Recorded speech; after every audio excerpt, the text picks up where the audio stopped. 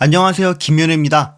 오늘은 브라이튼의 팀 분석으로 경기를 준비했습니다. 브라이튼은 참 신기한 팀입니다. 이전부터 매력적으로 축구하는 팀이고 포터가 팀을 만들기 시작하고 좀 잘 나가다가 포터가 첼시로 가고 주축 선수들도 다 빠지면서 이렇게 무너지나 싶었죠. 이후 데제르비가 와서 다시 팀의 수준이 더 올라가고 지난 시즌에도 화제의 팀 중 하나였죠. 그런데 데제르비도 마르세유로 가면서 이번에는 어떻게 되나 싶다가도 휘르첼러라는 젊은 감독이 들어오면서 지금도 중위권에 위치하는 클럽입니다. 휘르첼러라는 감독은 나이도 93년생에 한국 나이로 32살인 굉장히 젊은 감독입니다. 이런 젊은 감독이 8월 달에는 이달의 감독상을 수상하면서 프리미어리그 역사상 최연소로 이달의 감독상을 수상한 감독입니다. 그만큼 굉장히 유능하고 뉴페이스의 유망한 감독이 등장한 셈인데 휘르첼러는 브라이튼에서 어떤 축구를 하는 감독일까요? 저는 브라이튼 경기를 보면 공간을 매력적으로 활용한다는 느낌을 들었습니다. 그만큼 공격적인 측면에서 매력을 보이는 편인데 팀 통계의 경기당 득점을 보면 딱 가운데 위치하는 수치에 실점은 약간 떨어진 13위 정도를 기록하죠. 실점 수치는 크게 문제가 있다라고 말할 수 있는 건 아니지만 브라이튼은 중위권에서 중하위권에 속하는 팀들한테 꽤 약한 모습을 보이고 있습니다. 그러다 보니 의적 브라이튼이란 별명도 있을 정도죠. 그래서 오늘 브라이튼 분석은 어떤 식으로 공간을 활용하려고 하는지 짚어볼 거고 비교적 순위가 낮은 팀들한테 왜 이렇게 약한 면모를 보이는지 또 지속적으로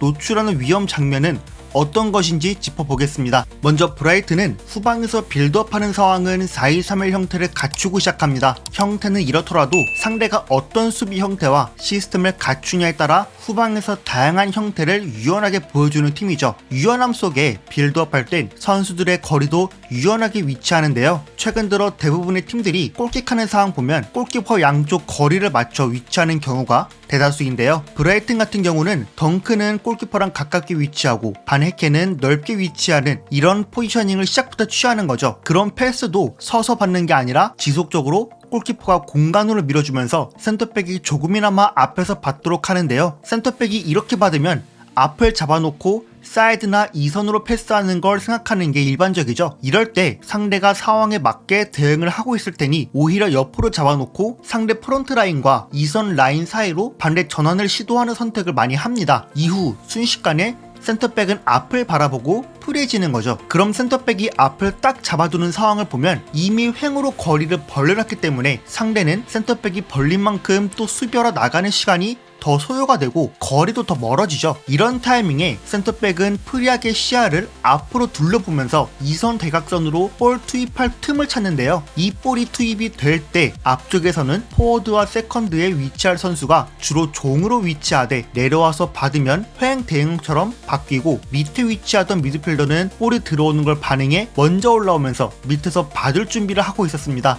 때문에 언제든지 두 미드필더는 상대의 이선 라인보다 앞선 상태에서 위치해야 이 세컨볼을 따내는데 유용하고 따내면 두 윙어는 좁혀 있다가 바로 뒷공간으로 뛰어 들어가는 거죠. 이 패턴이 나오기 위한 전제 조건은 반드시 두 수비형 미드필더는 내려와서 수비라인과 가깝게 붙으면서 상대 수비라인 앞 공간을 넓게 만드는 게 중요한데요. 센터백이 앞을 보면서도 미드필더가 가깝게 접근하고 다른 선수는 살살 상대 선수 등 뒤로 빠져 마치 두 미드필더 포지셔닝이 종대형으로 위치하게 되어 볼이 이선으로 들어올 땐 앞에 있던 선수가 먼저 반응해서 연기하는 디테일도 있습니다. 이런 패턴은 주로 브라이튼이 맨유나 첼시같이 상대적으로 체급 차이가 있는 팀들한테 효과를 보기도 했고 상대팀이 전방 압박을 주로 하는 팀이면 더 애용하는 패턴입니다. 이런 패턴 외에도 자주 보이는 패턴은 윙어를 안쪽으로 들어오게 만드는 패턴인데요. 형태는 그대로 갖추되 상대가 가운데 위치에서 들어오면 반대 센터백은 늘 거리를 벌리면서 상대 시야 안에 볼을 보이는데 선수가 사라지도록 위치하는 거죠. 이후 프리하게 볼을 잡고 앞으로 나가는 타이밍에 윙어가 순간 안쪽으로 들어오면 시선이 안쪽으로 당연히 쏠리겠죠. 이럴 때 풀백은 상대가 유인되어 공간이 나오면 사이드로 침투해서 바로 들어가면 파이널 서드까지 혹은 미들 서드까지는 침투하는 패턴입니다. 이런 상황을 보면 두 센터백이 양옆에 위치하는 상태고 첼시는 4-4-2에 미드필더가 한 칸 점프해서 올라오는 상태인데요. 이럴 때 덩크가 가운데로 시선이 다 쏠려 있으니 횡으로 더 넓게 나가 있죠. 이렇게 넓게 볼 잡으면 상대는 그만큼 횡으로 더 나가야 하고 센터백은 벌린 만큼 더 프리해진 시간을 가질 수 있는 거죠.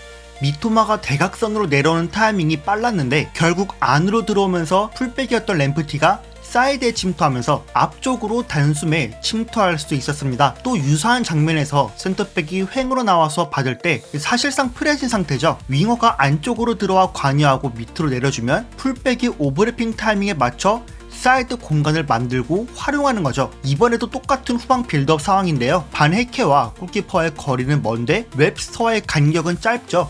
웹스터가 공간으로 받을 수 있게 주고 횡으로 넘겨주는데 브라이튼이 후방에서 빌드업하는 상황을 보면 볼을 옆으로 잡아두고 안쪽 혹은 대각선으로 줄 준비를 하는 상황들이 많습니다. 반대로 넘어오면 바네케는 진짜 훌륭한 게 사이드를 바라보다가도 안쪽으로 쭉 찔러주면서 상대가 예측 수비하기 어렵게 만듭니다. 내려와서 버텨주고 내주면서 사이드에서 윙어들이 침투하는 상황까지 만들 수 있었던 거죠. 사실 이런 패턴은 포터 때부터 보였던 브라이튼의 전매 특허 패턴입니다. 여기까지는 브라이튼을 압박하는 팀 혹은 체급 차이로 누르려는 팀들을 상대로 보였던 패턴이라면 이제는 약한 팀을 상대로 보인 상황들입니다. 에버튼, 노팅엄 포레스트 등 이와 같이 체급이 유사하거나 낮은 팀들을 상대할 땐 상대 팀들이 크게 압박하기보다는 라인을 다 낮춘 상태에서 미드블록 혹은 로우블록 형태로 위치했습니다. 앞서 말했듯 브라이튼은 상대가 누구냐에 따라 형태가 조금씩 달라졌는데요. 예를 들어 맨유를 만나면 맨유가 5-4-1 형태에서 미드필더가 앞으로 나가는 걸 활용하기 위해 4-3-3 역삼각형 형태로 위치해 공격형 미드필더가 깊게 위치하면서 하프 스페이스에서 프리맨을 만들려고 노력했죠. 아니면 노팅엄전은 수비형 미드필더가 수비라인에서 내려가 2선에서 한 명씩 떨어져 내려오고 2선에서 많은 숫자를 뒀지만 실패했고 7-0이라는 완패를 초래했습니다. 미들서드에서 선수들의 수적 위치에 따라 벨트만이 센터백처럼 위치해 거리를 유지해 백스리처럼 위치하거나 미드필더가 내려오고 앞선에는 수비형 미드필더 한 명이 남는 이런 형태를 보였습니다. 이런 상태에서 브라이튼은 항상 사이드에 위치한 선수들에게 볼을 보내는데요. 받을 때도 내려와서 받고 앞을 바라보더라도 드리블을 횡으로 칠 때 하프 스페이스에 위치한 선수는 사이드로 빠지고 2선에서 횡으로 드리블 치면 대각선으로 볼을 줄 수 있는 각도가 만들어졌습니다. 그럼 노팅엄 같은 경우 미들라인이 횡으로 간격 벌어지면서 서로 간의 간격이 벌어지는데 이럴 때 대각선으로 주고 빠지면서 박스까지 들어가는 걸 계획한 듯 싶었는데요. 문제는 안으로 주고 들어가기 위해선 첫 번째로 대각선으로 들어갈 수 있어야 하는데 여기서 볼 받는 타이밍 혹은 주는 타이밍 모두 맞지 않니 불협화음이 생긴 거였죠. 아니면 횡으로 주고 빠져도 되지만 그것도 상대가 닫아버리면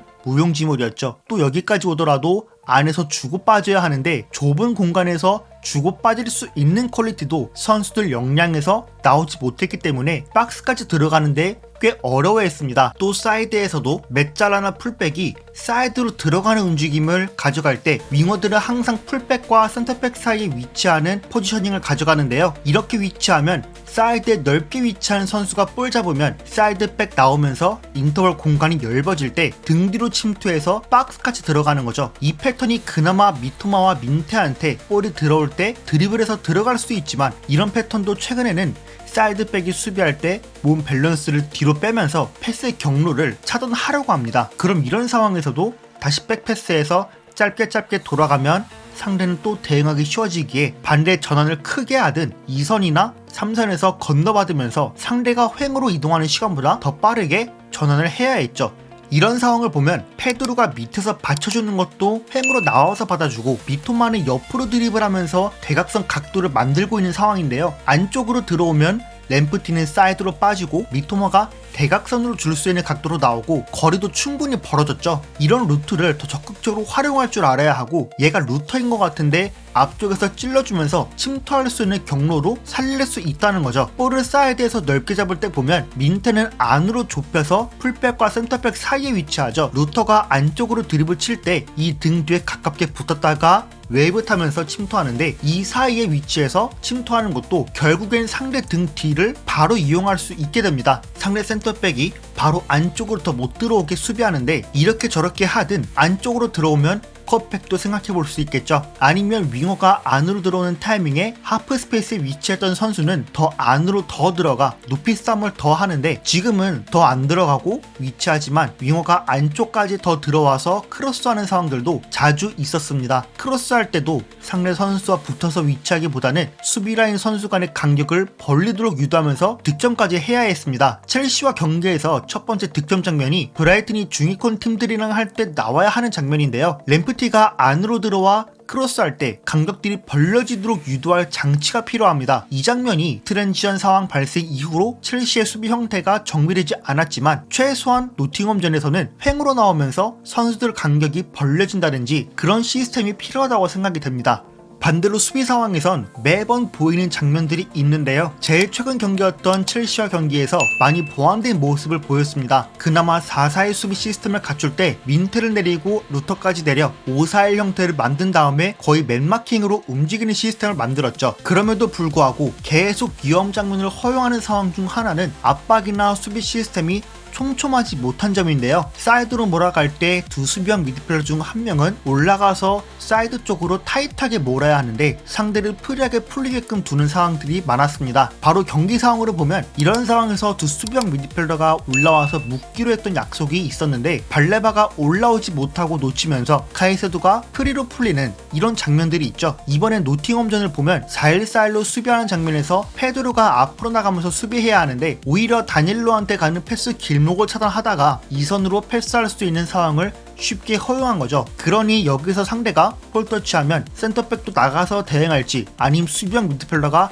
아스탈에 더 붙어서 수비할지, 이런 애매한 포지셔닝을 취하다 보니 램프티가 2대1로 불리해진 상황이 결국 생기는 거죠. 이런 상황도 페드로가 3선 라인에 위치했다가 센터백한테 나가는데, 오히려 대각선으로 가는 걸 수비하다가 또 이선한테 가는 걸 놓치죠. 놓치면서 램프티로 사실상 뒤늦게 내려왔는데, 이 사이드에 지금 한 명 더 있거든요. 센터백도 올라가서 못 묻어치고 풀백 두고 계속 수적으로 불리한 상황이 발생하니 이날 경기에서 브라이튼이 준비한 수비 전술은 완전히 실패한 전술이었습니다. 이런 장면도 페드로가 앞으로 나가지만 센터백이 올라와서 묻을 수도 없게 되었고, 미토마는 아이나를 보다 보니 좁히지도 못하고 하인셰르도가 따라 붙어준 것도 못하니 이런 프리함을 계속 내주다 보니 수적으로 수비적으로 어려움을 겪을 수밖에 없었습니다. 제가 오늘 준비한 브라이튼 분석은 여기까지입니다. 재밌고 유익하게 보셨다면 구독과 좋아요 부탁드리고, 여러분들의 의견도 댓글로 남겨주세요. 감사합니다.